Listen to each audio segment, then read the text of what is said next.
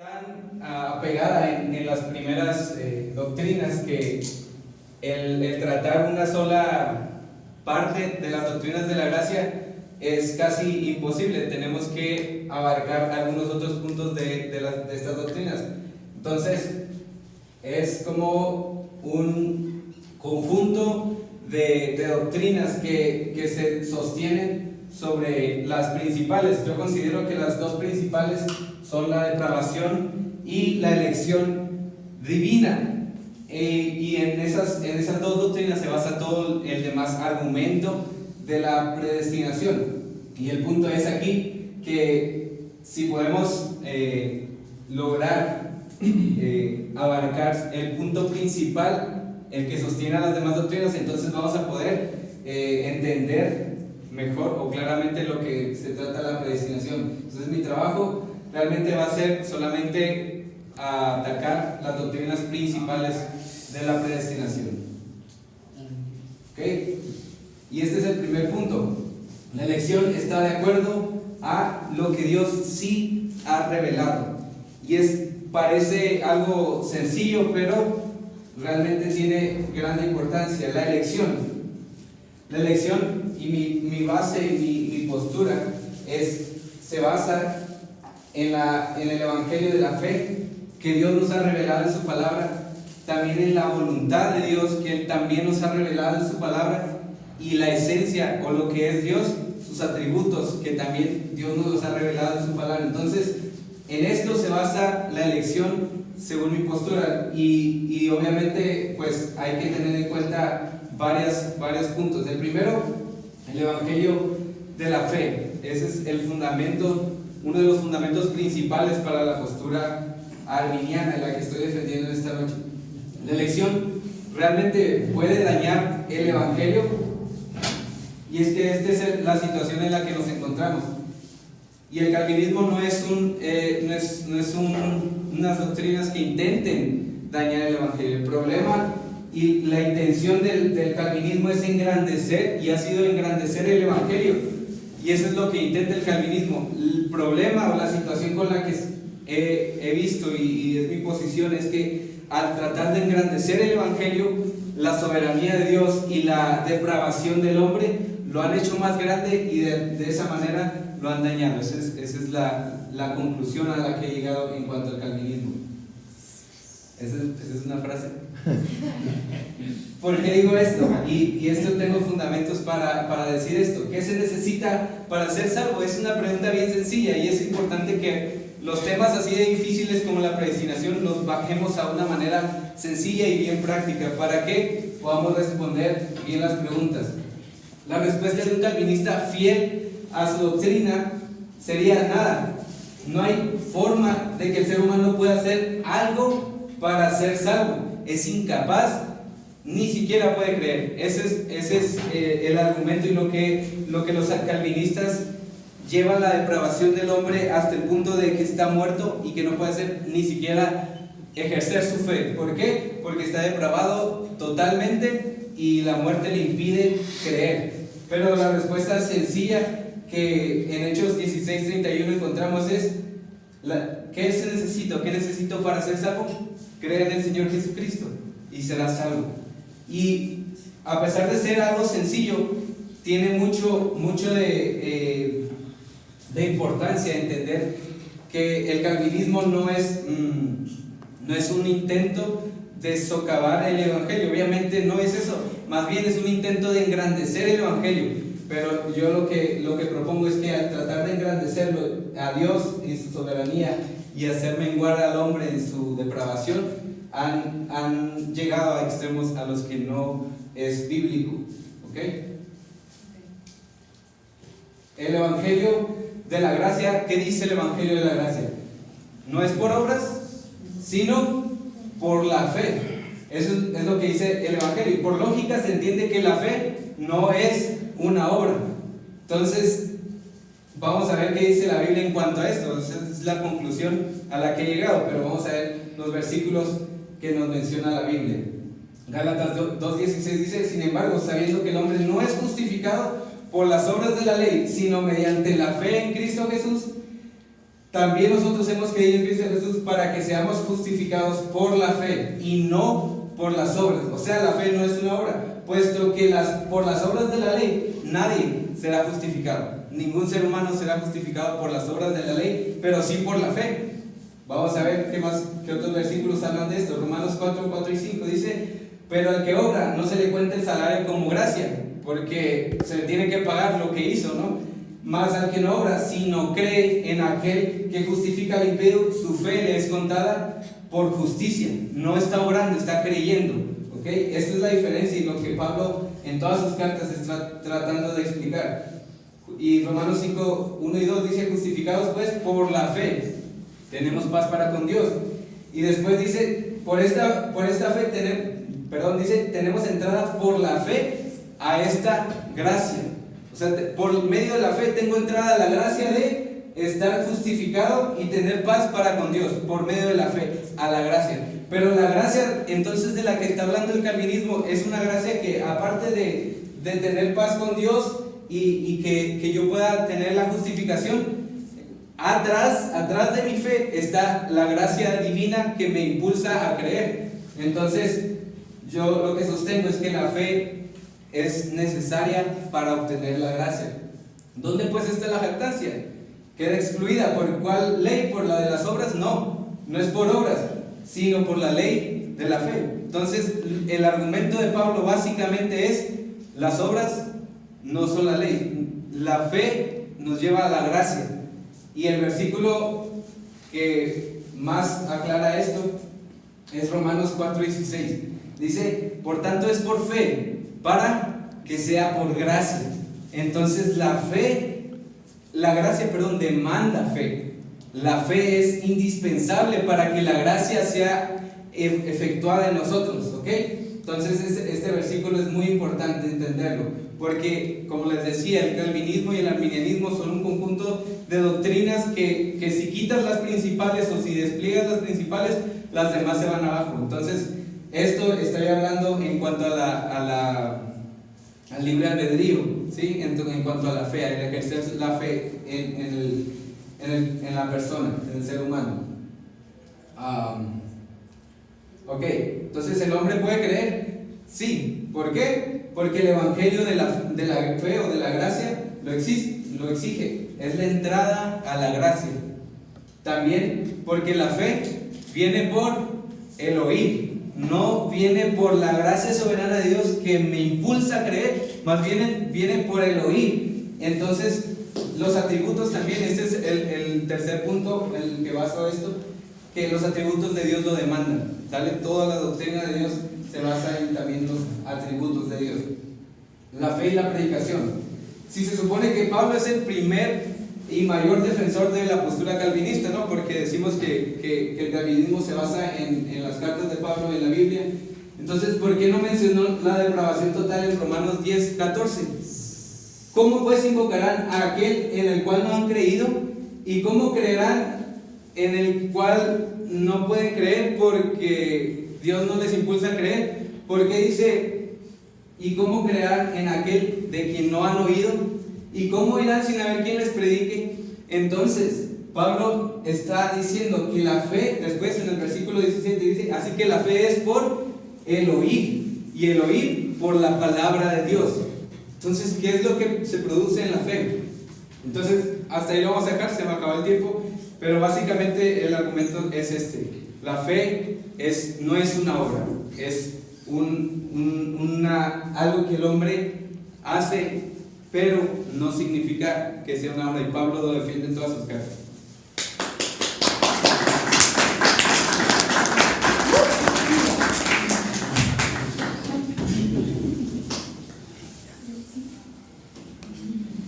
Muchachos, Dios los bendiga. Es un grato placer para mí el estar con ustedes esta noche meditando en este tema tan trascendente y fascinante para la fe. Cabe mencionar que este debate es un debate en casa, ya que los ponentes y todos los presentes aquí somos hermanos en Cristo, unidos por una misma fe en el Cristo resucitado. Ambos ponentes sostenemos la inerrancia de las Escrituras, ambos sostenemos la salvación por la gracia mediante la fe y la creencia en un Dios trino. Y aunque nuestro entendimiento de la doctrina de la predestinación difiere el uno del otro, eso no nos vuelve enemigos. sino hermanos con puntos de vista diferentes. Dicho lo anterior, señalo que es mi propósito durante este debate sostener y defender la postura de la escuela reformada o calvinista sobre la predestinación divina, así como señalar las graves inconsistencias de la popular interpretación arminiana respecto de la misma. No estamos aquí para discutir si deberíamos creer o no en la predestinación, sino reconocer que eventualmente todas las iglesias cristianas tienen alguna forma doctrinal sobre la predestinación. Sin lugar a dudas, la doctrina de la predestinación de la Iglesia Católica Romana es diferente a la que sostiene la Iglesia Presbiteriana. Los luteranos tienen un punto de vista diferente al de los episcopales. El hecho de que abunden tantas opiniones distintas de la predestinación solo sirve para subrayar el hecho de que si somos bíblicos necesitamos adoptar una postura respecto a este tema. No podemos ignorar pasajes como Efesios 1 del 4 al 5, Efesios 1:11, Romanos 8:28, Romanos 9:13, entre tantos otros. Si hemos de ser bíblicos, pues la cuestión no es si debemos tener una doctrina de la predestinación o no, sino qué clase debemos abrazar. En palabras de Carlos Spurgeon, tú puedes no estar de acuerdo con la palabra predestinación, pero jamás podrás borrarla de la Biblia. Lo que la predestinación significa en su forma más elemental es que nuestro destino final, el cielo o el infierno, está decidido por Dios no solo antes de llegar allí, sino aún antes de que nazcamos. Aunque suene increíble, tanto el calvinismo como el arminianismo aceptan esta definición. ¿En base a qué Dios predestina a los hombres? Esa es definitivamente la pregunta donde ambas escuelas toman rumbos diferentes en su respuesta. La posición reformada responde pues a esta pregunta diciendo que la única razón de la elección divina es la soberana y buena voluntad de Dios. Dios predestina a los hombres por el puro afecto de su voluntad, sin ningún tipo de motivación que viniera del mismo hombre. Si la decisión final para la salvación de pecadores caídos fuese dejada en manos de pecadores caídos, desesperaríamos de toda esperanza en cuanto que alguien fuese salvado. ¿En qué opciones pues tenía Dios para ofrecer salvación? Yo encuentro por lo menos 4 escenarios. Número 1, Dios pudo decidir salvar a todos. Número 2, Dios pudo decidir no salvar a nadie. Número 3, Dios pudo crear la posibilidad de la salvación sin asegurar la salvación de nadie. O número 4, Dios pudo intervenir directamente y asegurar la salvación de algunos cuantos. Los cristianos descartamos automáticamente las primeras 2. El calvinismo se atiende a la última. Dios interviene directamente para asegurar la salvación de algunos. La idea calvinista de la predestinación enseña que Dios interviene activamente en la vida de los elegidos para hacer absolutamente certera la salvación de ellos. La interpretación arminiana responde a la pregunta de en base a qué Dios predestina a los hombres, con algo que se conoce como la presciencia de Dios, algo que Abraham no mencionó en todo su discurso. La presciencia de Dios o su conocimiento anticipado, esa es la clave. En palabras del mismo Arminio, Dios determinó salvar y condenar a ciertas personas en particular. Este decreto tiene su fundamento en el preconocimiento de Dios. Fin de la cita. Dios, en palabras más simples, Dios vio a través del túnel del tiempo y vio quién lo elegiría a él. Y en base a eso, ellos fueron elegidos por Dios. Bajo el sistema arminiano, pues, el ser humano es el primero que acciona al decidir y creer. Y Dios reacciona al otorgar el perdón. Bajo el sistema calvinista, Dios acciona al escoger y predestinar, y el hombre reacciona al creer en Jesucristo y ser perdonado. Aunque muchos no lo vean así, el punto central es una cuestión de soberanía. ¿Quién es el soberano? ¿Dios o el ser humano? En el arminianismo es el hombre y no Dios quien activa todo el engranaje del sistema salvífico. La pregunta que debemos formularnos es: ¿hallamos esta doctrina en las Escrituras? Abraham fue elegido por Dios, eso está en Génesis. Israel fue elegido por Dios, Deuteronomio 7:7 dice: no por ser vosotros más que todos los pueblos os ha querido Jehová y os ha escogido. Los profetas nunca se ofrecieron como voluntarios, ellos eran elegidos por Dios. Los gentiles fueron elegidos cuando ellos no estaban buscando a Dios, Romanos 10 del 20 al 21. Los gentiles, dice la Biblia en Hechos 13:48, oyendo esto se regocijaban y glorificaban la palabra del Señor, y creyeron todos aquellos que estaban ordenados para vida eterna. Porque a los que antes conoció también los predestinó para que fuesen hechos conforme a la imagen de su Hijo, para que Él sea el primogénito entre muchos. Y a los que antes predestinó también los llamó, y a los que llamó a estos también justificó, y a los que justificó a estos también glorificó. Romanos 8, 29 y 30. Pues aún no habían nacido ni habían hecho ni bien ni mal, para que el propósito de Dios conforme a la elección permaneciese, no por las obras, sino por el que llama. Se le dijo: el mayor servirá al menor, como está escrito: a Jacob amé, mas a Esaú aborrecí. Romanos 9, del 11 al 13. ¿Qué pues? Lo que buscaba Israel no lo ha alcanzado, pero los escogidos sí lo han alcanzado, y los demás fueron endurecidos. Romanos 11, 7. Pero nosotros debemos dar gracias a Dios respecto a vosotros, hermanos amados por el Señor, de que Dios os haya escogido desde el principio para salvación, mediante la santificación por el Espíritu y la fe en la verdad. Segunda Tesalonicenses 2, 13. Te encarezco delante de Dios y del Señor Jesucristo y de sus ángeles escogidos, que guardes estas cosas sin prejuicio, no haciendo nada con parcialidad. Aunque este versículo en sí no menciona la elección de los seres humanos, es interesante notar que Pablo también habla de ángeles escogidos, quien nos salvó y nos llamó con llamamiento santo, no conforme a nuestras obras, sino según el propósito suyo y la gracia que nos fue dada en Cristo Jesús antes de los tiempos de los siglos. Segunda de Timoteo 1:9. Se le permitió hacer guerra contra los santos y vencerlos. También se le dio autoridad sobre toda tribu, pueblo, lengua y nación, y le adoraron todos los moradores de la tierra, cuyos nombres no están escritos en el libro de la vida del Cordero que fue inmolado desde el principio del mundo. La bestia que has visto era y no es, y está para subir del abismo, ir a perdición, y los moradores de la tierra, aquellos cuyos nombres no están escritos desde la fundación del mundo en el libro de la vida, se asombraron viendo la bestia que era y no es. Apocalipsis 13, del 7 al 8 y 17, 8. No me elegisteis vosotros a mí, sino que yo os elegí a vosotros, y os he puesto para que vayáis y llevéis fruto, y vuestro fruto permanezca. Juan 15, 16. Él, de su voluntad, nos hizo nacer por la palabra de verdad, para que seamos primicias de sus criaturas. Santiago 1, 18.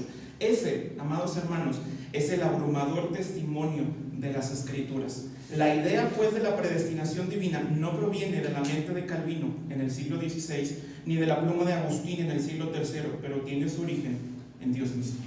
Dios los bendiga.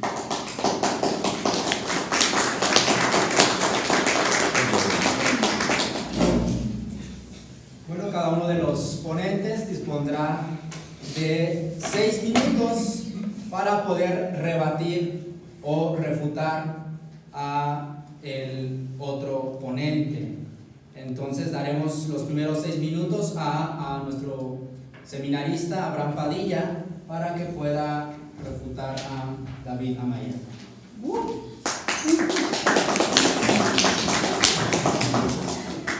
Bueno, rápidamente, tenemos muy poquito tiempo, pero si dejamos la eternidad en hombres caídos, nadie sería salvo, y es cierto. Si dejáramos la eternidad en los hombres caídos, pero ¿qué hizo Jesús? Vino a la tierra y murió por nosotros. Entonces, la fe, como dijimos y como reiteramos, no es una obra. Si dejáramos la eternidad en las obras de los hombres humanos, de los seres humanos, nadie podría ser salvo. Pero Dios dejó la fe para que por medio de la fe podamos entrar a la gracia que Jesús, el Espíritu Santo y toda la Biblia y todo el mensaje del Evangelio nos han traído. Entonces Dios no ha dejado la obra en manos de las obras humanas, está dejando la eternidad en las manos de su Hijo, y lo que tenemos que hacer no son obras, es la fe, es solamente creer en el Evangelio. ¿Por qué no mencioné la predestinación? Por lo que dije al principio, de que el Evangelio es la base sobre la cual vamos a encontrar las respuestas a los misterios que nos viene la Biblia, porque es una forma de interpretación de ir de lo claro a lo oscuro, de lo evidente a lo más oscuro. Y la predestinación, la presencia de Dios, la elección desde antes de la fundación del mundo, no es algo que la Biblia nos enseñe paso por paso y nos diga: mira, aquí estuvo Dios y estaba pensando en esto, y Dios estaba aquí y estaba escribiendo acá y todo eso. Pero del Evangelio tenemos mucha información, tenemos más información acerca de los atributos, de las cualidades de Dios. Entonces, por eso he tratado de abarcar más bien las cosas claras que nos menciona la Biblia, porque realmente, como decía mi compañero, la predestinación es un tema bíblico y es un tema que viene en muchos pasajes de la Biblia, y no por eso los vamos a rechazar. Realmente tenemos que estudiarlos, porque eso nos va a edificar, porque es la palabra de Dios. Ahora, para resumir la parte que estaba concluyendo yo, es: el pecado corrompió todas las obras del ser humano, pero no pudo corromper la fe, debido a que la fe no es una obra. Todas las obras del ser humano están corrompidas. Todo ser humano está corrompido y destinado al pecado. No puede ser salvo un ser humano, pero la fe no es una obra. Entonces, lo único que puede hacer el hombre es creer. ¿Cuántas obras puede hacer el hombre? Ninguna. ¿Cuál es la cantidad de obras que el Evangelio exige? Ninguna. ¿Cuál es la cantidad de obras que la fe supone? Ninguna. Entonces, justificados pues por la fe, tenemos paz para con Dios, por quien tenemos entrada por la fe a esta gracia. Entonces, el argumento básico que tengo es este. Y ahora, hablando de la voluntad, y la mencionó mi compañero, la voluntad de Dios, yo creo en la voluntad de Dios y que Dios nos ha escogido de acuerdo a su voluntad, pero ¿cómo es la voluntad de Dios? No podemos hablar de la voluntad de Dios si no la estudiamos en la palabra, y eso es una de las cosas que la Biblia nos aclara en muchos pasajes de la Biblia. Es buena, es agradable y es perfecta. Y también dice que Dios no quiere la muerte del impío en Ezequiel. En Ezequiel también dice que quiere que el impío se vuelva de su camino. Volveos de sus caminos, porque vas a morir. Dios quiere que el impío se vuelva de sus caminos. Entonces, la voluntad de Dios es esta. Bueno es Jehová para con todos. Después en 2 de Pedro dice, Dios no quiere que ninguno perezca, sino que todos procedan al arrepentimiento. ¿Y qué es el arrepentimiento? La salvación. Eso es lo que Dios quiere. Pero ¿realmente eso quería cuando estaba eligiendo a las gentes? ¿O era otra cosa la que quería en el tiempo que estaba eligiendo? Aquí nos están diciendo estos pasajes, yo quiero la salvación del impío, es lo que nos dice la Biblia para nuestro tiempo. Pero en el momento que Dios estaba escribiendo nuestros nombres en el libro de la vida, ¿realmente tenía esta misma voluntad? Yo creo que sí, yo creo que Dios no cambia y que Dios desde el principio tenía la misma voluntad. El problema es que algunos hombres no eligieron la fe como el medio que Dios destinó para que fuéramos salvos. Entonces Dios tiene la misma voluntad, y este es el clásico, pero está bonito.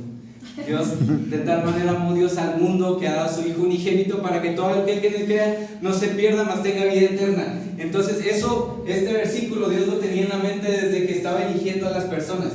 Dios estaba amando a las personas desde antes de la fundación del mundo. Entonces yo creo que la predestinación se basa en los atributos de Dios. Dios no quiere que la muerte de ningún impío. Dios sí quiere que todos se arrepientan y crean el Evangelio, porque eso es bueno, es porque quiere que vayan al cielo, no quiere que se vayan al infierno. Y esa es la voluntad de Dios. Y ahora, Dios no cambia. Entonces la conclusión es que en el momento de elegir, su voluntad, su deseo era buena igual para con todos. Y así como está revelada en la palabra, Dios no quiere la muerte del impío y no la quería cuando estaba eligiendo a las personas. El Dios revelado, la justicia electiva de Dios, cuando Dios estaba eligiendo, podrá ser tan sublime que ni la Biblia se encuentre. Y no sé cuánto me queda, pero sería bueno hacer un estudio de la justicia, pero no hay tiempo. Si en verdad cumplís la ley real de Dios conforme a las Escrituras, amarás a tu prójimo como a ti mismo, bien hacéis, pero si hacéis acepción de personas, cometéis pecado. O sea, eso nos lo está diciendo a nosotros la Biblia. Pero yo no puedo hacer acepción de personas. Esa es la justicia que Dios hace.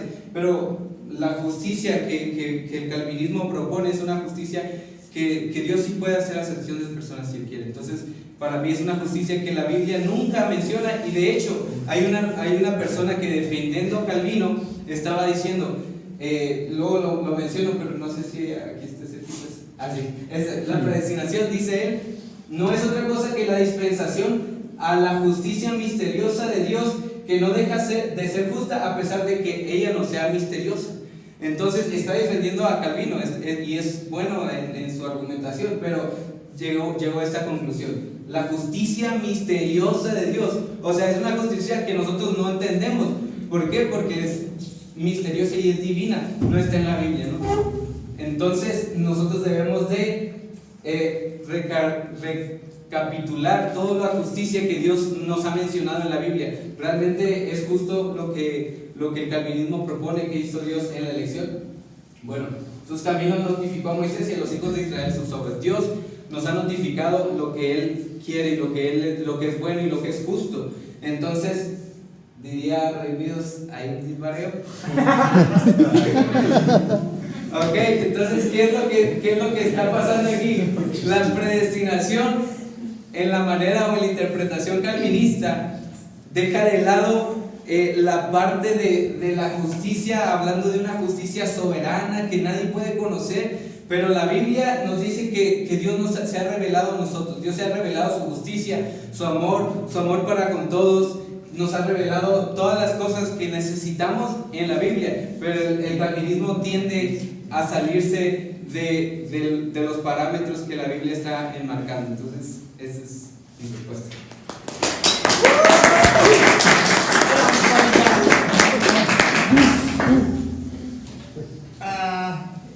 ¿Dios quiere que todos los hombres sean salvos? Sí, Él lo quiere. Dios no quiere la muerte del impío, no, Él no quiere eso. Sin embargo, en 1 de Samuel, capítulo 2, versículo 25, Dios está hablando sobre el pecado de los hijos de Elí y dice: si pecare el hombre contra el hombre, los jueces le juzgarán. Mas si alguno pecare contra Jehová, ¿quién rogará por él? Pero ellos no oyeron la voz de su padre, porque Jehová había resuelto hacerlos morir. Este es el Dios que no quiere que los hombres perezcan y sin embargo mató a los hijos de él. Dios no quiere que los hombres Él no se deleita en condenar a la gente, sin embargo Él manda gente al infierno, aunque Él no tenga esa intención de hacerlo. Ahora, respecto a lo que Abraham estaba diciendo de que el hombre es totalmente corrompido, pero la fe no está corrompida, es como separar la fe del hombre. No podemos hacer esa dicotomía. La fe no es algo que anda por ahí ajeno a la voluntad del hombre. La fe es algo que nace en el corazón del hombre, pero está en una naturaleza caída. La gran pleito entre las dos escuelas tiene que ver con qué tanto afectó la caída. ¿El hombre está muerto espiritualmente hablando o el hombre está muy grave? Esa es la diferencia entre las dos escuelas. El calvinismo enseña la depravación total del hombre, y depravación total, escúchenme bien, no significa que el hombre es un monstruo. Lo que significa es que el hombre tiene todo el potencial en su corazón para convertirse en un ser perverso, y a menos que Dios intervenga, esa persona podría convertirse en eso. Pero hay medidas que Dios ha establecido para limitar la maldad del hombre. Pero depravación total, otra vez, no significa que el hombre sea un monstruo, porque el hombre hace cosas buenas, por supuesto que sí. Pero cuando decimos que el hombre está totalmente corrompido, como Abraham mencionó, pero no totalmente corrompido, porque la fe no está corrompida, es como sí o no. ¿Sí me explico? Entonces, la fe, insisto, nace de un corazón corrupto. Todo el argumento de Abraham, para mí, se aleja de la posición histórica del arminianismo. El arminianismo siempre enseñó la presciencia de Dios. Dios escoge en base a que Él previó que los hombres lo iban a elegir a Él, y como los hombres lo iban a elegir a Él, Él los eligió. Pero todo el discurso de Abraham se basa en que el hombre puede ejercer fe en Dios. Pero aquí tenemos un problema, porque el apóstol Pablo es muy claro: el hombre no desea a Dios. El hombre huye de Dios. El hombre natural aborrece a Dios. ¿Cómo un hombre natural puede producir esa fe sin que Dios intervenga? Y el ejemplo que más me gusta poner en esto es cuando Jesús llamó a Lázaro. Lázaro estaba muerto, y sin embargo la orden que Jesús da es: Lázaro, sal fuera. Pero los muertos no oyen. Bueno, en la orden, por eso es que yo coloco la regeneración antes de la fe. Entonces, en la orden que Jesús da, Dios tiene que infundir vida a las personas. ¿Por qué los fariseos no escucharon a Jesús? Jesús da la respuesta: porque ustedes no son de mis ovejas, porque si fueran de mis ovejas, oirían. Así que Dios ama a las personas, sí, por supuesto, Dios es amor.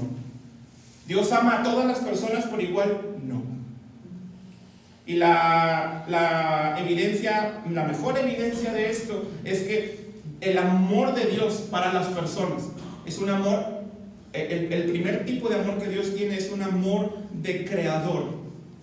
Él ama a la gente. Dice la Biblia en el libro de Mateo que Él hace salir el sol sobre buenos y malos y hace llover sobre justos e injustos. Pero sin embargo, Dios no asegura la salvación de todos ellos, aunque Él quiere que todos sean salvos.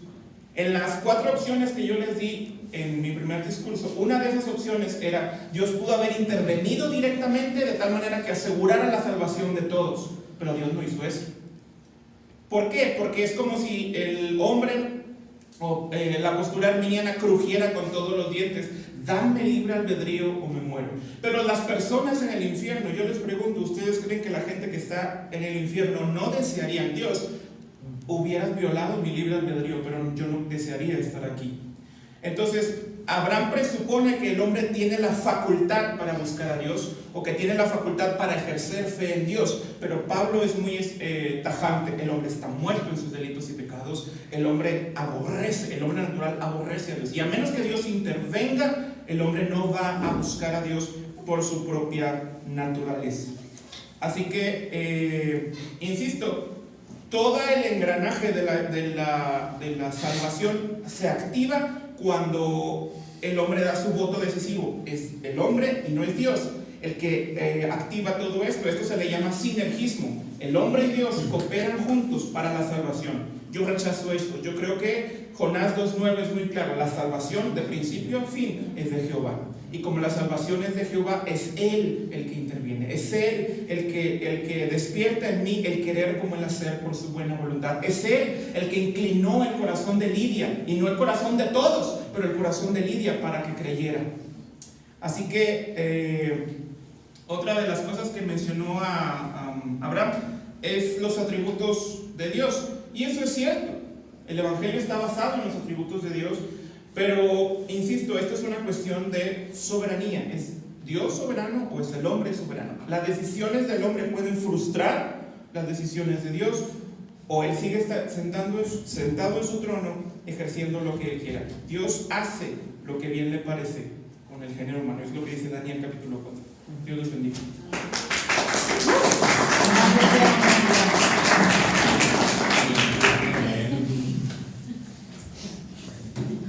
Bueno, entraremos a un periodo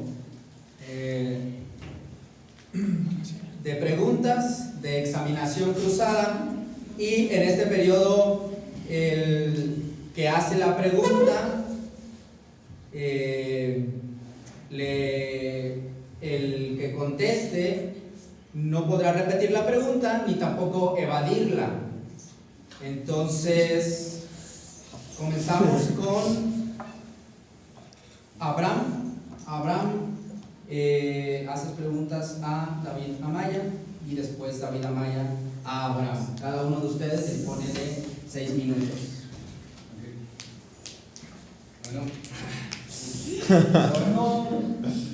Ok, la primera pregunta: ¿es justo condenar a un bebé por no creer el Evangelio?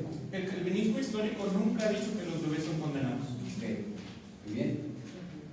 Entonces no es justo, ¿no? No sería justo. No sería justo. Ok, está bien. ¿Es justo condenar a un muerto por no revivir? No es justo. Entonces, la justicia misteriosa de la elección sería una buena base para que se aplique en algún gobierno. O, pensando en esto, o sea, realmente se podría basar, yo creo que toda la Biblia la podemos utilizar, y todos los atributos y las cosas que Dios ha hecho las podemos utilizar como base para nuestra vida diaria. Entonces, la justicia misteriosa de la que estaba hablando, o sea, la justicia electiva de Dios, en cuanto a él tiene derecho a elegir a quien quiera, sería una buena base para que se aplique en algún gobierno. Es que no entiendo la pregunta. Él ahí abajito dice: ¿quién votaría por un gobierno que elige a unos presos para restaurarlos y a otros no los deja, o a otros los deja que paguen y que su deuda sea pagada porque se lo merecen, pero a los otros los restauran? Entonces, ese es el argumento. O sea, no votarían solo los que fueron restaurados, o sea, los elegidos y sus familias, pensando en que Dios elige solamente a algunos y los otros se merecen la condenación y Dios no los eligió, entonces ellos merecen el pago. Pero realmente esto es justo, o sea, sería bueno aplicar ese principio a un gobierno. El problema es que tu pregunta nace de una premisa equivocada. Tu pregunta nace de la premisa que Dios debe algo al ser humano. Dios tiene que mostrar misericordia, Dios tiene que salvar, y eso no es así. La Biblia dice que la misericordia de Dios, aunque Él la extiende a la creación, es una de las características que Él da porque Él quiere darla, porque no está obligado a darla. Por eso la Biblia dice en Romanos: tendré misericordia del que yo tenga misericordia. Dios no está obligado a ejercer misericordia sobre las personas, Él la da porque Él la quiere. Entonces, cuando dices ¿es justo o no es justo?, ese precisamente es el argumento de Pablo en Romanos 9. Pablo se adelanta a este tipo de preguntas y crea, con su interlocutor ficticio, ¿qué pues diremos? ¿Hay injusticia en Dios? En ninguna manera. El calvinismo, la interpretación calvinista, es la única postura que crea el problema de la injusticia. El arminianismo no. En el arminianismo no se crea el problema de la injusticia porque el hombre es sobre el cual recae la culpa. Pero Pablo se adelanta al argumento y dice, como el argumento de la línea de Romanos 9 es un argumento soberano, de la elección soberana de Dios, porque a Jacob Meyer se vuelve así, entonces él se adelanta al argumento y él dice, la forma en la que él responde a esa pregunta es no dando una respuesta certera. Lo que él dice es, contenderá el barro con el alfarero y todo eso, pero deja el asunto en tú quién eres para contender con el alfarero. Entonces, la interpretación reformada lo que sostiene es que es la única que crea el problema de la injusticia. Y por lo tanto necesitamos partir del hecho de que Dios no debe al género humano actuar de cierta manera. Entonces, ¿tú crees que la justicia electiva no se encuentra en las Escrituras? No se encuentra revelada esa justicia, es una justicia que no está en las Escrituras. En Deuteronomio 29:29, para no salirme por la tangente, dice la Escritura, las cosas secretas pertenecen a Jehová nuestro Dios, mas las reveladas son para nosotros y para nuestros hijos. Ese pasaje por lo menos sienta un precedente para enseñar dos cosas. Hay cosas en la Biblia que están muy claras y hay cosas en la Biblia que no están claras, o por lo menos hay misterios ahí. Y avanzar hacia esos misterios, o pretender hacer razonamientos, o pretender hacer juicios en base a esos, es ir más allá de lo que está revelado en las Escrituras. Entonces, yo debo de hacer teología en base a lo que encuentro revelado. Puedo suponer cosas. Hay sistemas como dentro del calvinismo que suponen el orden de los secretos de Dios. ¿Qué hizo Dios primero? Dios primero determinó la elección, después permitió la caída, después permitió, envió a su hijo, el infralapsarianismo, el supralapsarianismo. Todos esos son suposiciones al final del día. Entonces, hay cosas que Dios ya ha revelado en las Escrituras, no todo, y no podemos hacer suposiciones en base a lo que no tenemos revelado. Bien. La siguiente es en cuanto al amor. ¿El cristiano puede elegir a quién amar? No. La elección es un ejemplo de cómo debemos de amar. Porque Dios, eso va unido a la siguiente pregunta. ¿Por qué se nos exige en la Biblia que amemos a nuestro prójimo? Sí, dice el calvinismo, él no amó a Saúl. Es lo que yo estaba aclarando ahorita. El amor de Dios hacia las personas no es igual para todos. Hay un amor benevolente, es decir, hay un amor de criatura, de creador hacia criatura. Pero el amor que Dios tiene hacia sus hijos no es el mismo. Eso es blasfemia, decir que el amor que Dios tiene hacia los que están en Cristo es igual a aquellos que son impíos. Es decir, la Biblia dice que Dios ama a las personas, sí, sin embargo también la Biblia dice en el Salmo 5 o en el Salmo 7 que Dios aborrece a los pecadores. Las dos cosas están ahí, los dos textos están ahí. Entonces mi trabajo es, ¿cómo reconcilias ambos textos? Bueno, no tengo la menor idea. Lo que yo hago es, creo las dos cosas. ¿Dios aborrece al pecador? Sí. Dios aborrece al pecador. ¿Dios ama al pecador? Sí.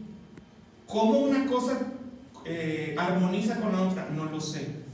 Pero la Biblia dice las dos cosas. Entonces, ¿Dios ama a las personas? Sí, Dios las ama. No las ama igual, eso debo de dejarlo claro. Hay un amor benevolente de creador y criatura, pero hay un amor selectivo a los que están en Cristo. Ok, entonces el amor benevolente no se aplica para todas las personas. O sea, el amor benevolente se aplica a todas las personas. Entonces ese amor benevolente no les produce salvación, o sea, es un amor que no les puede producir salvación a todas las criaturas. ¿O por qué? Porque Porque te acabo de citar un texto donde ese Dios que ama a toda la gente mató a estos hombres por su pecado. Sí, pero pensando en la elección, o sea, en el tiempo de la elección, no en el momento en que estén pecando, porque yo también creo que Dios aborrece al pecador y que merecen el castigo eterno, porque no creyeron. El punto es, en el tiempo de la elección, si Dios estaba amando a todos los hombres en ese amor benevolente, porque ese amor no le produjo el elegirlos para salvación a unos, porque solamente a algunos, o sea, como... Diré dos cosas porque no sé cuánto tiempo queda. Una, pretender inmiscuirte en la mente de Dios, en por qué Dios hizo esto y por qué Dios hizo en los tiempos de la eternidad, es ir más allá de las escrituras. Número uno. Número dos, no podemos contender con Dios. Ese es el argumento de Pablo en Romanos 9. ¿Yo quién soy para contender con el alfarero? Si de toda la masa corrupta, citando esa frase, a Jacob amé, mas a Esaú aborrecí. Spurgeon decía, yo no tengo problemas con que Dios haya aborrecido a Esaú. Esaú merecía ser aborrecido. Mi problema es por qué Dios amó a Jacob. Entonces, deberíamos de regocijarnos en que Dios haya escogido gente. Si Dios no escoge gente, todos terminamos en el infierno. Deberíamos de regocijarnos pues en que Él decidió escoger a algunos.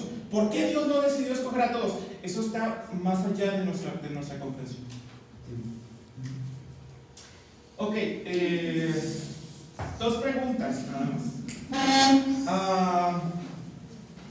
El arminianismo enseña una doctrina que es particularmente de ellos, que se llama la gracia previniente.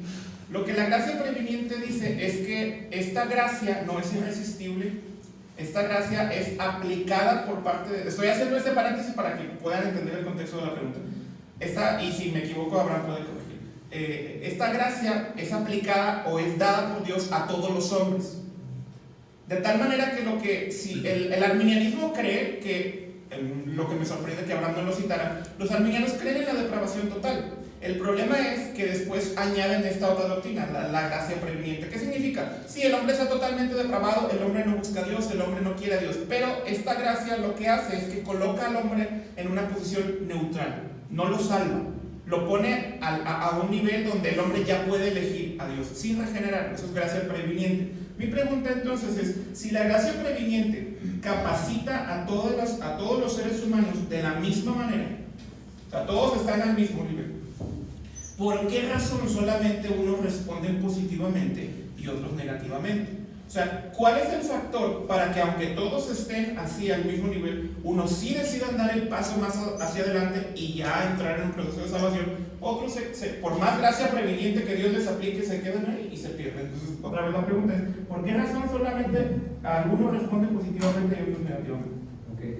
La gracia previniente la entiendo y la argumento en cuanto a que es la palabra de Dios, o sea, a lo que nos referimos, o sea, obviamente el arminianismo ha tenido una evolución y ha tenido un cambio de alguna manera, pero lo que puedo responder a esto es que la fe que el hombre ejerce para ser salvo viene de la palabra de Dios.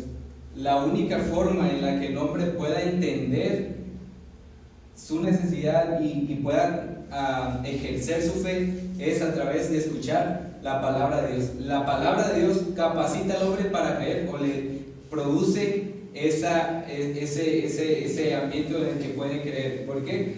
Porque lo dice la palabra, dice la palabra, los textos que cité, que la fe es por el oír. Entonces, si la fe es por el oír y el oír de la palabra de Dios, o sea, escuchar la palabra de Dios nos ilumina para entender que vamos al infierno y lo único que podemos hacer no son obras, es creer que Dios ya me salvó, o sea que Dios ya pagó el precio por mí.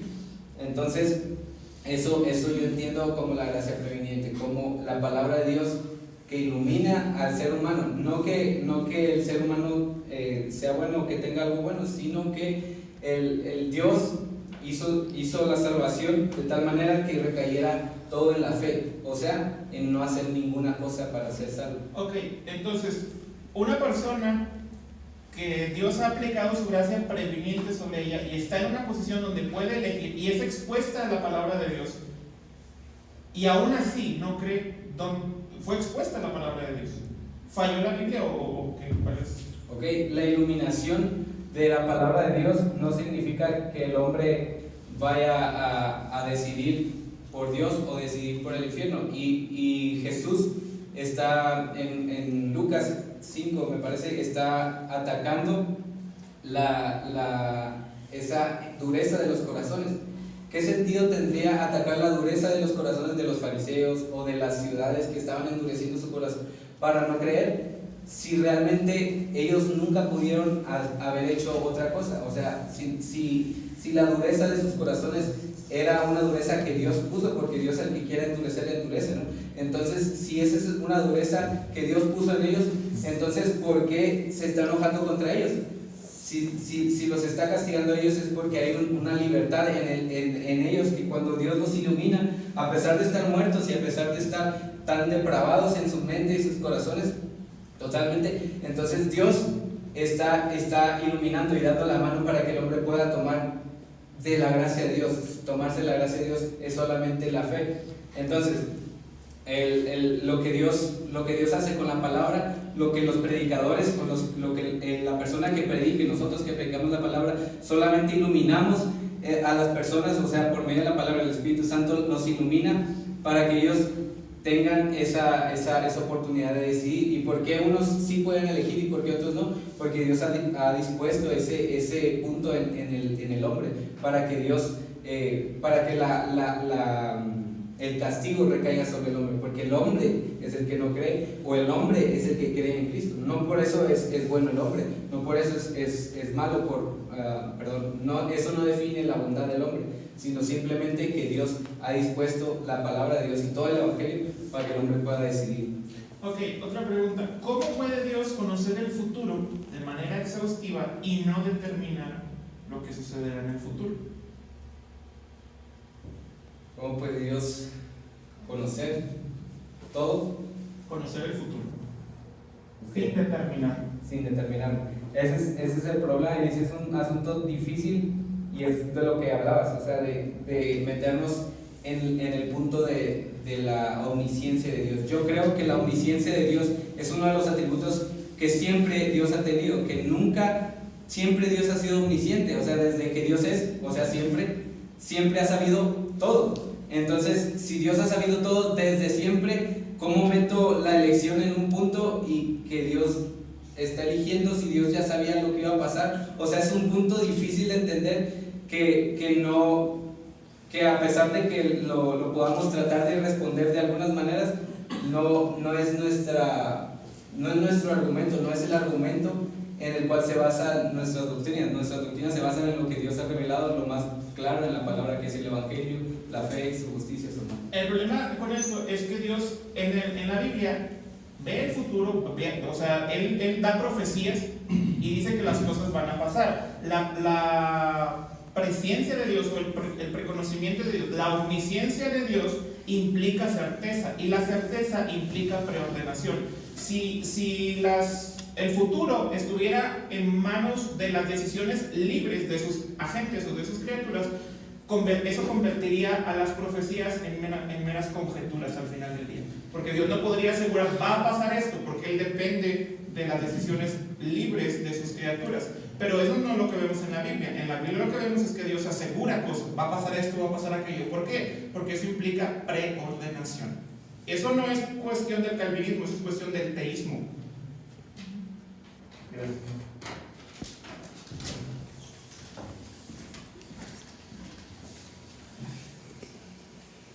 Bueno, tendrán 7 minutos para su discurso de cierre, y damos el lugar al seminarista Abraham Padilla.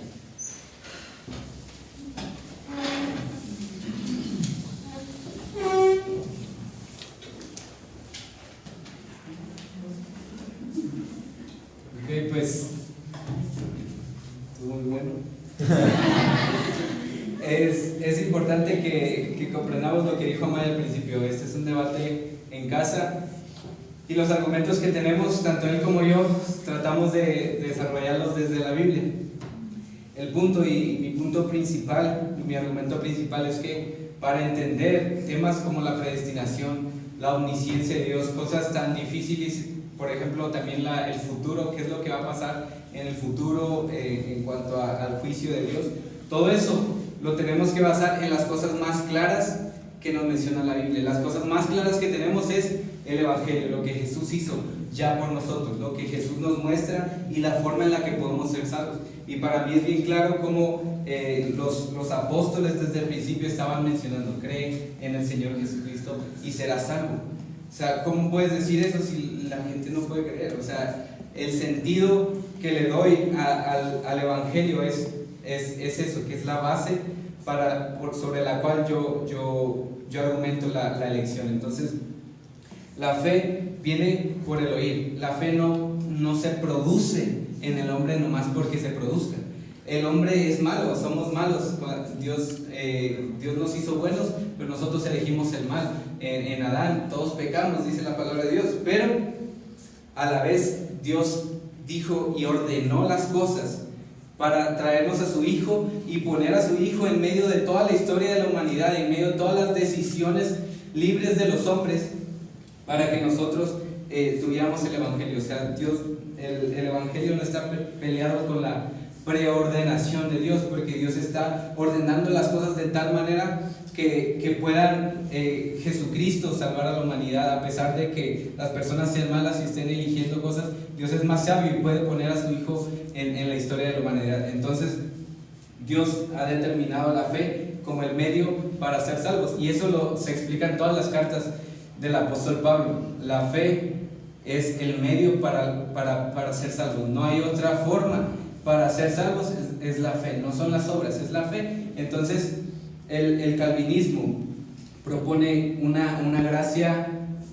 Se supone que el arminianismo propone la gracia previniente, pero el calvinismo propone otra gracia más extensa o más grande, que aún ni la fe la puede hacer el hombre. La fe tiene que venir de Dios, Dios la tiene que implantar en el hombre o ponerlo para que pueda creer. Entonces eso no lo encuentro en ninguna parte de las Escrituras. Y si lo podemos argumentar así, entonces todo el calvinismo tiende a desaparecer en sus argumentos. Entonces, es por fe para que sea por gracia. Si entendemos que la fe es una cualidad que Dios ha dispuesto para que el hombre, por la palabra de Dios, pueda creer, entonces podemos entender que la predestinación es en base a la fe, en base a lo que, sí, el hombre elige, pero no porque el hombre pueda salvarse, sino porque Dios destinó todo el plan de salvación para que todo recayera en la fe, que no es ninguna obra meritoria, no es ninguna obra. Y Pablo lo argumenta en todo su discurso. Y bueno, pues hasta aquí le pongo.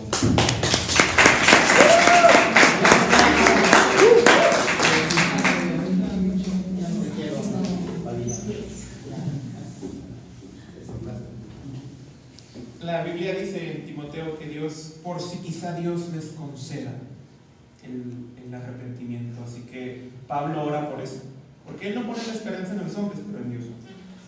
¿Alguna vez se han felicitado por su salvación? Imagínense a alguien orando de esta manera: Señor, te doy gracias, porque no soy como estos pobres calvinistas presumidos. Yo nací con un glorioso libre albedrío. Yo nací con el poder de ir por mi propia voluntad. Yo he aprovechado mi gracia. Si todos hubieran hecho lo mismo con su gracia como lo he hecho yo, todos habrían de ser salvos. Señor, yo sé que tú no puedes hacernos querer si nosotros mismos no lo queremos así. Tú das la gracia a todo mundo. Algunos no la utilizan, pero yo sí. No fue tu gracia lo que hizo la diferencia. Acepto que sirvió de mucho, pero fui yo el que hizo la diferencia. Yo hice buen uso de lo que me fue dado. En cambio, otros no lo hicieron. Esa es la diferencia principal entre ellos y yo. Ningún hermano arminiano en su sano juicio osaría orar de esta manera. Esta es una oración diabólica en toda la extensión. Sin embargo, es la conclusión más cruda y lógica de pretender enseñar que Dios elige a los suyos porque ellos lo eligieron a Él. La teología arminiana jamás podrá dar toda la gloria a Dios, porque ésta comienza y termina con el hombre. El hombre es el que hace que la sangre del Cordero tenga su poder y su efectividad, antes que el plan soberano de Dios, del Dios de los patriarcas, que envió a su Hijo a morir por los pecados. La Biblia dice en el libro de Hebreos capítulo 1, versículo del 2 al 3: en estos postreros días nos ha hablado por el Hijo, a quien constituyó heredero de todo y por quien asimismo hizo el universo, el cual, siendo el resplandor de su gloria y la imagen misma de su sustancia, y quien sustenta todas las cosas con la palabra de su poder, habiendo efectuado la purificación de nuestros pecados por medio de sí mismo, se sentó a la diestra de la majestad en las alturas. En la teología arminiana se hace posible la salvación, pero no se efectúa. Sin embargo, hermanos, no es eso lo que el texto nos dice. Aún a pesar de estas inconsistencias, la teología arminiana es probablemente la interpretación más popular y aceptada por la mayoría de los círculos evangélicos. Interesantemente, esto no siempre fue así. En palabras de August Toplady, hubo un tiempo cuando las doctrinas calvinistas eran consideradas y defendidas como el palodión de nuestras iglesias establecidas por sus obispos y el clero, por las universidades y por todo el cuerpo laico. Durante el reinado de Eduardo VI, de la reina Isabel I, el de Jaime I y durante la mayor parte de aquel de Carlos I, fue tan difícil encontrar un clérigo que no predicase las doctrinas de la Iglesia de Inglaterra, como así de difícil es encontrar hoy a uno que lo haga. Los principios de la Reforma han sido abandonados de manera general e Icabod, traspasada es la gloria, ha sido escrito desde entonces en la mayoría de nuestros púlpitos y en las puertas de nuestras iglesias. De hecho, los pensadores que son más ampliamente considerados como los titanes de la erudición cristiana clásica se hallan claramente en el bando reformado. Este es un hecho histórico que no debe de ser ignorado. Ahora, es posible, sin duda, que Agustín, Tomás de Aquino, Lutero, Calvino, Jonathan Edwards, Carlos Spurgeon, George Whitefield estuvieran todos equivocados en este asunto. Estos hombres ciertamente están en desacuerdo entre sí en otros puntos doctrinales, no son infalibles ni individual ni colectivamente. No podemos determinar cuál es la verdad por el número de gente que cree en ella. Los grandes pensadores del pasado pueden estar todos ellos equivocados respecto a este tema, pero es importante que veamos que la doctrina reformada de la predestinación no fue inventada por Juan Calvino, y de hecho ni siquiera fue él el que mejor la expuso. Algunos siguen crujiendo sus dientes cuando escuchan sobre un Dios que elige y predestina. Tan solo con mencionar el calvinismo es como sacar la capa roja delante de un embravecido toro. Tu Dios es un Dios injusto. Este es el ataque más común contra esta postura. Pero el hecho de que asumamos que Dios es injusto por elegir a algunos y no a otros nace de una premisa errada. Asumimos que Dios está obligado a ofrecer salvación a los hombres, y eso, mis queridos hermanos, no es así. Dios no está obligado a salvar a nadie. Si todos terminamos en el infierno, Él aún seguiría siendo justo y santo. Dios no le debe misericordia a nadie. Él la da porque Él quiere darla. Tendré misericordia del que yo tenga misericordia, y me compadeceré del que yo me compadezca. Si de toda la masa corrupta que es el género humano, el alfarero decide tomar de allí para formar vasos de honra, ¿no deberíamos de alegrarnos por eso? Insisto, no tengo problemas, no tengo tanto conflicto en admitir que Dios haya aborrecido a Esaú, pero ¿por qué Dios amó a Jacob? Eso es lo que debería de inquietarnos. Los elegidos, pues, reciben misericordia. Los no elegidos reciben justicia. Nadie recibe injusticia. Dios no requiere el permiso del pecador para hacer con él lo que bien le plazca. El pecador no pidió nacer en el país de su nacimiento, no eligió a sus padres, ni aún nacer en absoluto. Tampoco pidió el pecador nacer con una naturaleza caída. Todas estas cosas fueron determinadas por la decisión soberana de Dios. Si Dios hace todo esto que afecta el destino eterno del pecador, ¿qué habría de erróneo en que Él diera un paso más para asegurar su salvación? ¿Qué querría decir Jeremías cuando clamó: me sedujiste, oh Jehová, y fui seducido? Ciertamente Jeremías no invitó a Dios a seducirlo. Escúchenme, hermanos. Si Dios no determinara en su santa voluntad como el Dios del universo salvar pecadores, nadie sería salvo. Si Dios no salva al pecador, el pecador está condenado. Y yo sé que ustedes entienden eso. Ustedes estaban ahogando y Él los salvó. Tú estabas muerto y Él te dio vida. Tú estabas ciego y Él abrió tus ojos. Tú estabas sordo y Él destapó tus oídos. Y como dice Tito 3:5, Él nos salvó. O Santiago 1:18, Él nos hizo renacer. Fue su poder, fue su voluntad. Vinimos porque Él nos atrajo. La única razón por la que tú escogiste a Dios fue porque Dios te escogió a ti. En palabras del apóstol Juan, nosotros le amamos a Él porque Él nos amó primero. No puede el hombre recibir nada si no le fuere dado del cielo.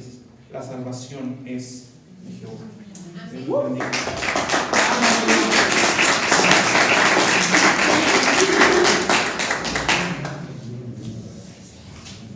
Bueno, la audiencia presente puede hacer dos preguntas dirigidas al seminario. seminarista David Amaya y 2 preguntas dirigidas al seminarista Abraham Padilla.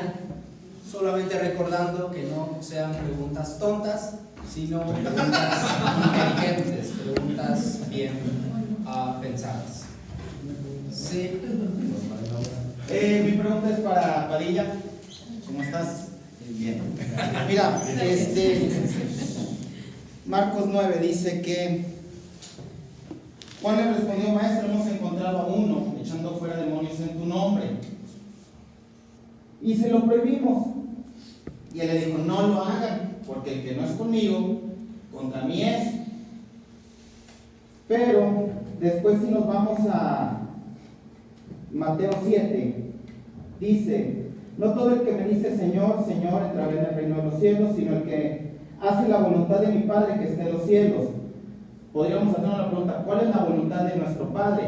Pero dice: muchos me dirán en aquel día: Señor, Señor, ¿no profetizamos en tu nombre? Y en tu nombre no echamos fuera demonios, y en tu nombre no hicimos muchos milagros. Y entonces les declararé: nunca os conocí, apartados de mí, hacedores de maldad. ¿Cómo podrías tú aclarar esta parte de la Biblia sin, mejor dicho, o sea, no queriendo hablar de predestinación? Porque podemos tocar muchos pasajes de la Biblia donde hablan de predestinación. Sin embargo, para mí es un claro ejemplo de predestinación dentro de la Biblia. Y antes de que me contestes, aclarar lo de hablar sobre lo del futuro, como lo que hablaba ahorita Maya, sí es posible aclararlo. Si Dios fuera el organizador de un desfile y se para en la punta de un edificio, Él puede ver desde el inicio del desfile hasta el final del desfile. Eso es muy claro. Y es posible que Dios, o sea, es posible explicar el por qué suceden las cosas del futuro y cómo Dios las prevé, viendo qué va a suceder en cada esquina de la ciudad en ese desfile. Ok, pero un poquito para aclarar la pregunta, o sea, ¿a qué te refieres con que Dios, o cómo comparar la predestinación con la situación? Bueno, a lo que voy es de que primero dice, no todo el que me dice Señor, Señor entrará en el reino de los cielos, sino el que hace la voluntad de mi Padre. Yo por eso te ponía el contexto de, sí ha habido gente que hace la voluntad de Dios, como esa persona que echaba fuera demonios y que no estaba con los discípulos. Sin embargo, dice aquí, muchos me dirán en aquel día: Señor, Señor, no profetizamos en tu nombre. Es decir, estamos hablando de que va a haber gente que podrá estar predicando, pero tal vez no sea predestinada. ¿Sí me entiendes? A eso voy. ¿Cómo podrías explicarlo sin el punto de vista de predestinación de este pasaje? Porque para mí yo lo veo como un ejemplo de predestinación, porque hay gente que va a estar predicando, hay gente que va a estar echando demonios fuera, hay gente que va a hacer incluso hasta milagros. ¿Cómo podríamos explicarlo? Porque incluso Judas hizo milagros. Sí, o sea, ¿cómo es que una persona puede hacer milagros pero sin ser salva o sin ser predestinada? Sin ser predestinada. Sin ser predestinada. Ok, pues la Biblia menciona eso en varias partes. Aún de hecho, en cuanto al anticristo, que se menciona en el Apocalipsis y en varios pasajes, se menciona que va a hacer cosas prodigiosas. Las cosas... Pero no en el nombre del Señor. Ok, bueno, está bien. No en el nombre del Señor, pero no es salvo el anticristo, no es salvo las personas por hacer milagros o por realizar milagros, porque Dios es el que obra los milagros a través de nosotros, por amor a su nombre. Entonces, si Dios puede hacer un milagro a través de una persona que no es salva, no tanto por esa persona, sino por los demás personas que están creyendo o que Dios quiere salvar. Entonces, pues, entendiendo este conflicto, Dios puede utilizar a una persona que, aunque no sea creyente o que no sea aún predestinada, o podemos decirlo así, para hacer milagros en su nombre, no porque ellos tengan su nombre en sus corazones, sino simplemente porque están utilizando su nombre y Dios quiere salvar a otras personas. Así entiendo la pregunta. Pues si Dios realmente puede hacerlo, sí, Dios lo puede hacer, y no importa si esa persona es salva o no es salva. O sea, la Biblia es clara en eso, que hay personas que hacen cosas buenas, aún cosas milagrosas, en el nombre de Jesús, Y esas personas que mencionaste en el Evangelio, no se dice si esas personas fueron salvas o no. Dice que déjenlas hacer porque ellos pueden, lo están haciendo en mi nombre, o sea, no están contra mí. No están diciendo, déjenlas hacerlo porque ellas son salvas. O sea, no está mencionando eso, simplemente está diciendo que lo están haciendo en su nombre y le está ayudando, beneficiando al Evangelio. Probablemente algunas de esas personas fueron salvas o probablemente no, según el otro pasaje que mencionaste, ¿no? Entonces, pues, no sé si respondí a tu pregunta o... Es que si tuvieras fe como un grano de mostaza, estas cosas harías, es decir, ahí incluye la fe y tú hablaste de fe. Entonces, ¿cómo podríamos relacionar gente que hace milagros sin fe en Cristo? Por eso okay. Voy a lo de la predestinación. Ajá, es que ahí es el punto del contenido de la fe, que es lo que tiene que creer la persona para ser salva. No tiene que creer que Dios es poderoso, tiene que creer que Jesucristo murió por sus pecados y confiar en Él y arrepentirse. Entonces, si la fe de ellos solamente es en el poder de Dios, entonces ellos no son salvos. O sea, porque yo veo que Dios es poderoso y aunque no sea creyente, yo puedo creer en lo que Él hace y me puede sanar, pero no creer y confiar en lo que Él hizo y humillarme ante Él y arrepentirme. Entonces, esas personas realmente no han creído para salvación, han creído en el poder de Dios, pero no en la palabra de la salvación. ¿Alguna otra pregunta que tengan? Que la audiencia quiera hacer a alguno de los ponentes.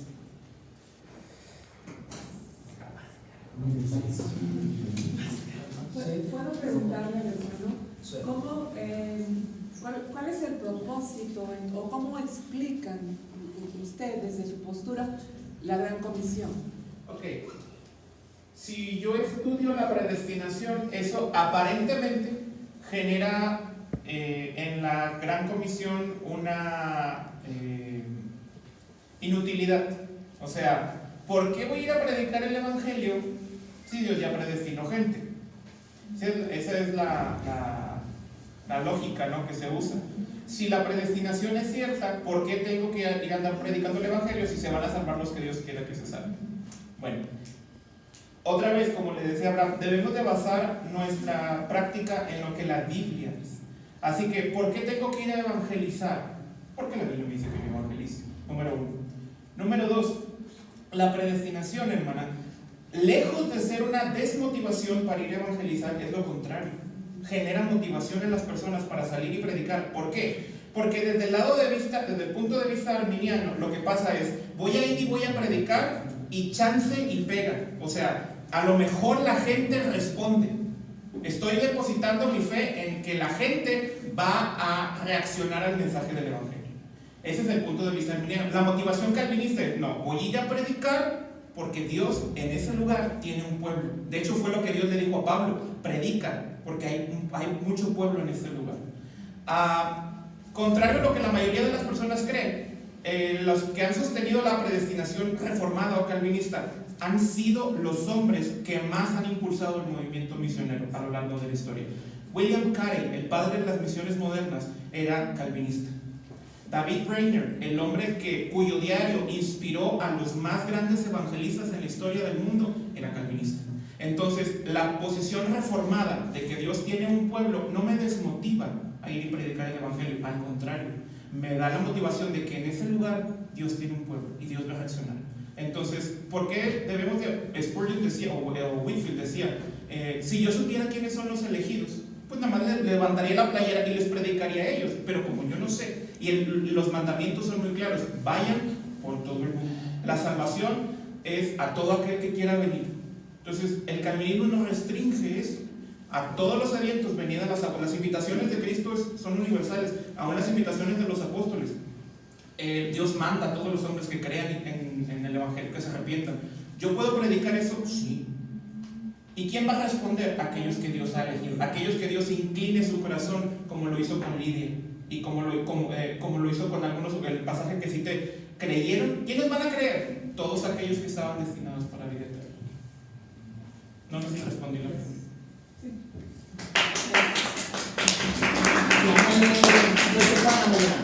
Una última pregunta para el seminarista David Abraham Padilla y una última pregunta para David Amaya. O si no hay preguntas.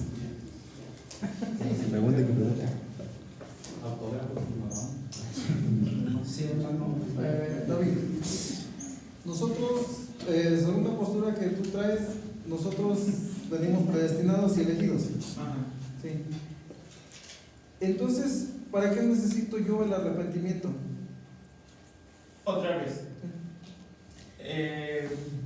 Lo que le respondí a la hermana, ¿por qué yo debo?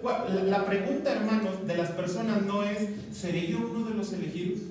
La pregunta que la Biblia dice que yo debo de hacer es, ¿qué debo de hacer para ser salvo? Y esa pregunta la Biblia sí la responde. ¿Qué debo de hacer para ser salvo? Creer en el Señor Jesucristo, arrepentir. El mensaje inaugural de Jesús fue arrepentidos. El mensaje inaugural de Juan el Bautista fue arrepentidos. El mensaje inaugural con el que Pedro se levanta en Pentecostés fue arrepentidos. Eso está en la Biblia. Entonces, el hecho de que Dios haya predestinado gente no significa que esas personas nazcan salvas. Los hombres tienen que tener un arrepentimiento. Los hombres tienen que reconocer su condición delante de Dios. Entonces, lo que el calvinismo enseña es el hombre tiene que arrepentirse de eso. ¿El hombre es responsable? Sí, el hombre es responsable. Dios es soberano, pero el hombre es responsable. Ambas son verdades gemelas que deben de ser predicadas. Una cosa no anula la otra. Es decir, Pedro se levanta en Pentecostés y dice, Dios manda a todos los hombres que se arrepientan y crean en el Evangelio. ¿Pero que Dios no es soberano? ¿Que Él no ha elegido gente? Sí, Dios es soberano. Y otra vez vuelvo a citar los textos. Dios añadía a la iglesia, ¿quiénes? Quienes habrían de ser salvos. Entonces, el arrepentimiento es un requisito que la Biblia pone. Y como yo no puedo inmiscuirme más allá en hacer estas preguntas de ¿seré yo uno de los elegidos? Otra vez, la Biblia no da respuesta a esa pregunta. Pero la Biblia sí responde la pregunta que le acabo de decir. ¿Qué debo de hacer para ser salvo? Tengo que arrepentirme. ¿Por qué? Porque es lo que dice la Biblia. Pero no en el arrepentimiento entra la fe. ¿Cómo? ¿Sí? Si yo me tengo que arrepentir, tengo que arrepentirme de algo, de mis pecados. Ajá. Pero confiar en algo Ajá. que me va a dar una salvación. Ajá. Ahí yo estoy poniendo mi fe, ejerciendo una fe. Ajá. Si yo fuera, como dice el predestinado, entonces no tendría que ejercer fe. Otra vez, hermano, los elegidos de parte de Dios, aquellos cuyos nombres ya están escritos en el libro de la vida antes de la fundación del mundo, es lo que dice Apocalipsis.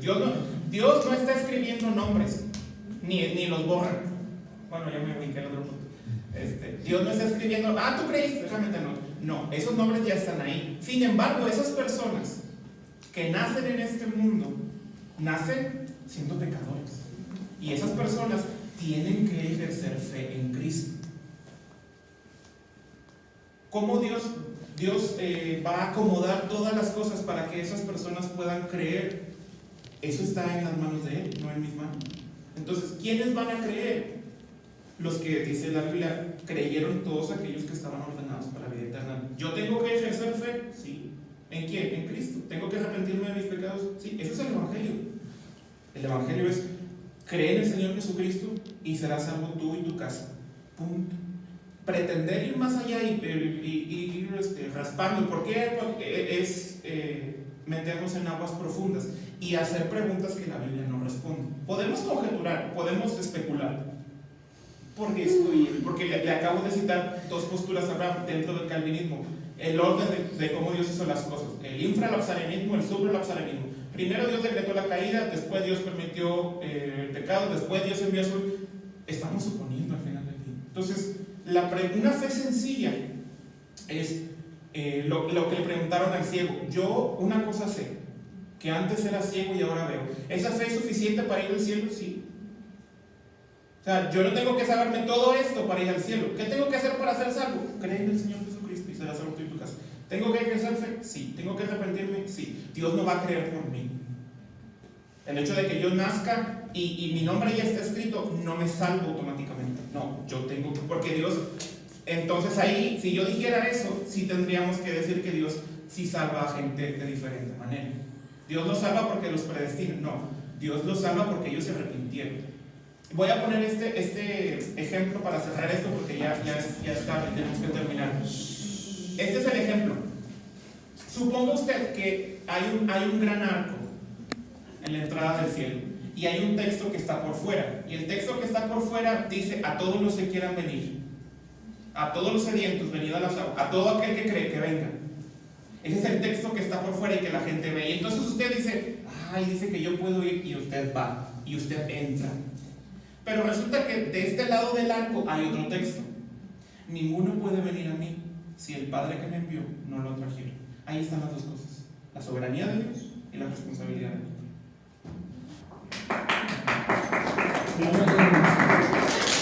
Última pregunta. Bueno, yo tengo una pregunta para Abraham Padilla. Según tu exposición, bueno, y tu postura, ¿cómo interpretarías o cómo nos ayudarías a entender lo que dice Primera de Pedro 1:2? Elegidos según la presciencia de Dios Padre en santificación del Espíritu, para obedecer y ser rociados con la sangre de Jesucristo. Gracia y paz os sean multiplicados. Bueno, vuelvo a repetir la primera frase, que es la que quiero resaltar. Elegidos según la presciencia de Dios Padre en santificación del Espíritu, para obedecer y ser rociados con la sangre de Jesucristo. Bueno, pues ese es el argumento básico de cómo es que Dios elige a las personas.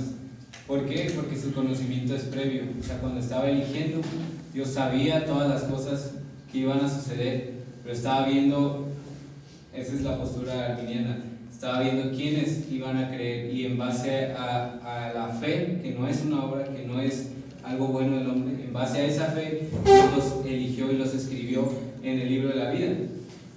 Que después de ahí, después de eso, es cuando nos metemos en un asunto difícil de entender. Bueno, ahora, ¿cómo funciona la presciencia y a la vez la elección al mismo tiempo? O sea, ¿cómo es que Dios estaba sabiendo todo y eligiendo? Y eso es donde probablemente, pues yo creo nadie puede explicar acerca de eso, pero sí podemos explicar las cosas básicas, que es que creemos en Cristo, que es como decía, es algo que Dios nos permite hacer, o que tenemos que hacer para ser salvos, pero que la fe viene por el oír. Entonces, si la fe viene por el oír y no viene por una regeneración antes de la fe, entonces la elección debe acomodarse a lo que dice la Escritura. Entonces la elección debe acomodarse a eso, y se acomoda a la presciencia. La presciencia es la respuesta al problema que estamos debatiendo. La presciencia explica la elección de Dios. Entonces, tú estás diciendo que la elección de Dios es solamente en base a su presciencia y no en base a su soberanía, ¿sí? No, es en base a todos sus atributos, solamente que la presciencia tiene que, o sea, Dios en todos sus atributos dispuso todo el orden de la salvación. Todo lo que iba a pasar a Jesucristo estaba dispuesto desde antes de la fundación del mundo. Y Jesús vio todo eso, la presencia de Dios vio todo eso, los que iban a creer en Jesucristo, y entonces Dios eligió, no en base a sus obras, porque nadie puede hacer obras para salvación, sino en base a lo que Él estaba conociendo. Entonces, todos los atributos de Dios, la soberanía y el amor de Dios, todo destinó el plan de salvación. Pero la presciencia vio quién iba a elegirlo y quién no iba a elegirlo, y por eso los eligió. Okay.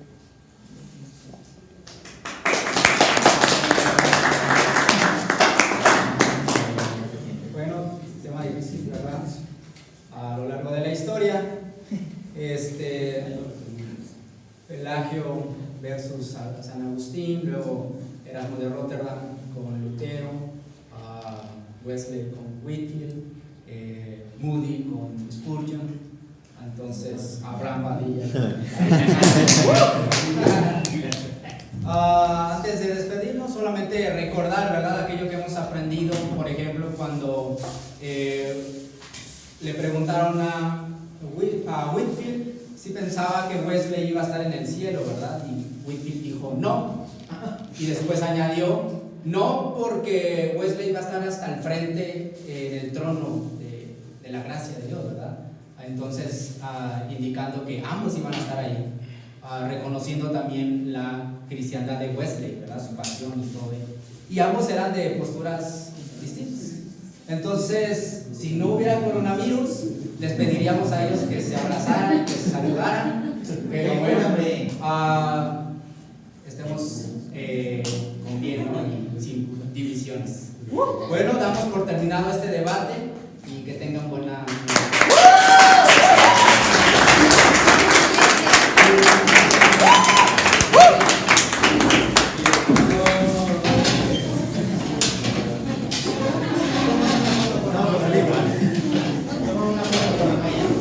Los que sean de Padilla por acá,